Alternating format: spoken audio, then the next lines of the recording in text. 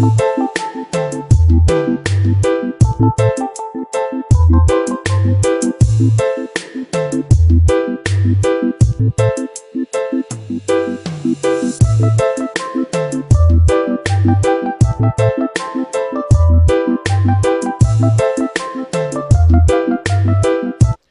let's hear it for the immigration and deportation panel.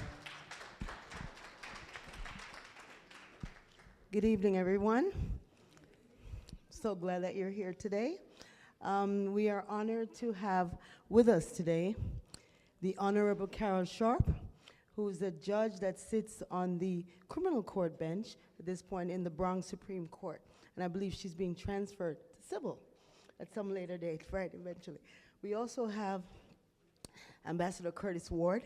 I'm not going to read all the bios. I'm basically going to just have you review everything and see how amazing they are as professionals.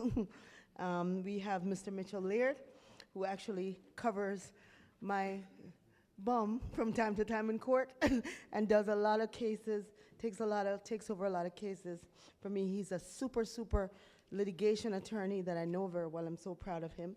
Ms. Tanya Dorman is a practitioner from Connecticut, and she's come all the way here to sit on our panel. This is our immigration panel. Please give them a hand. Okay, before I start, I just wanted to share something that I heard recently about 3 people who were put on death row. I think you guys might have heard about it. It was a British man, an American, and a Jamaican. And I heard that the British man, they brought them all in and they said, we're giving you 1 meal, whatever that is. You can just tell us what your 1 meal would be, last meal, before we put you in the electric chair. The British man said, I'd like some fish and chips, please. And they gave it to him, he ate it, loved it, and then click, death row. The American said, hamburger with French fries and all this stuff and shakes and all this. Give it to him, ate it, and then it was over. The Jamaican, what would you like, sir? I'd like a big ripe Julie mango. Oh, sir, Julie mango is not in season right now. It's all right, me wait.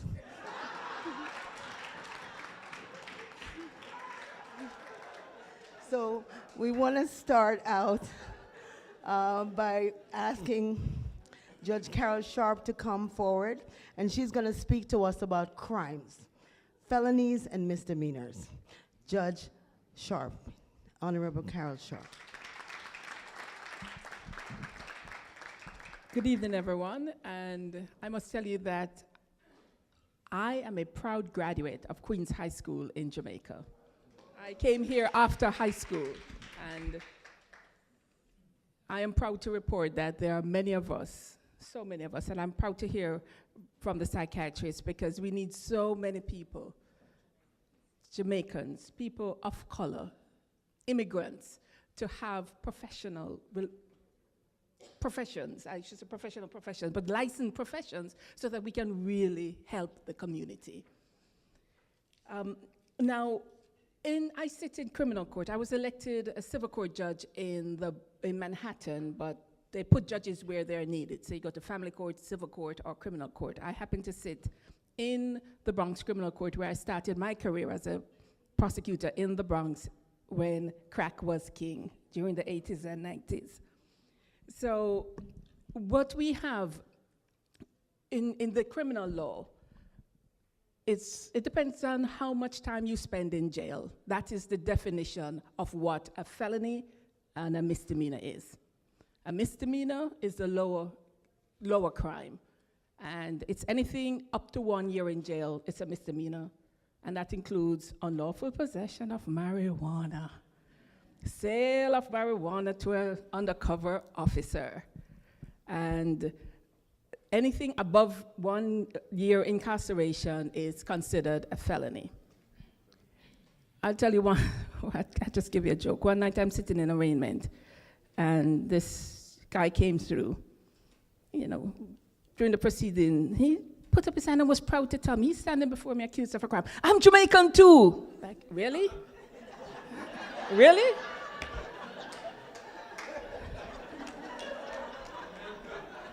And another one night.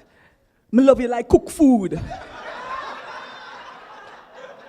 I mean, I had to tell the officers, it's okay, he's not going to eat me right now. It's just an expression, you know. So, but one of the important things, and which I heard someone refer to hitting your children, that is called endangering the welfare of a child. And so many immigrants come through with that charge. And, you know, I kind of take the time and say, not here in America. You can't do this. But the important thing, if you could tell anyone, before you take a plea, consult an immigration attorney. People think that marijuana, it's nothing. It is something. It is still a crime in New York, and it's on the federal registry as a controlled substance. So taking the number is 221.05, unlawful possession of marijuana. It has an effect cumulatively. So, and I have so many people, before they take certain, okay, let me phrase it this way. We have a problem, you know, love triangle, where you always have somebody beating up somebody over somebody else, somebody texting somebody and say, you this, that, stay away from my da-da-da-da-da. And usually it's the women, you know. The guys will just duke it out and they come in with the homicide charges. But the ladies come in with, you know, the texting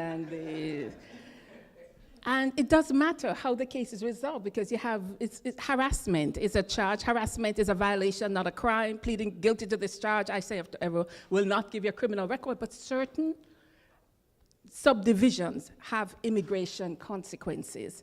And that's what people need to understand. And the wonderful thing about the defender services, for example, Legal Aid and Bronx Defenders, is that they do have immigration attorneys. I know a lot of people think that they don't want Legal Aid or Bronx Defenders, but they are full service. And it is critical. Whatever you do, anyone you know coming through the system, tell them consult with an immigration attorney if the case will not be dismissed. Another thing that I have a lot with the marijuana, you know, there's statutorily, the first arrest with possession of marijuana and are entitled to an adjournment in contemplation of dismissal. That stays open for 1 year. Up to today, I was told, Judge, I'm asking, can you seal this early? My client has an application, immigration application. You know, so I have to give the lecture and say, why are you doing this? You have everything to lose. I will do it, but you have everything to lose. You ought not to get arrested while you have an application pending, you know? So it's some of the little things like going through the train, not paying. So many people come through with that. And it's a case that is pending until it is resolved. So if you could let everyone know, you know, just try. Try your best, especially if you're not documented or you have an application going through. There are serious consequences. Thank you for your attention. Thank you, Judge Sharp.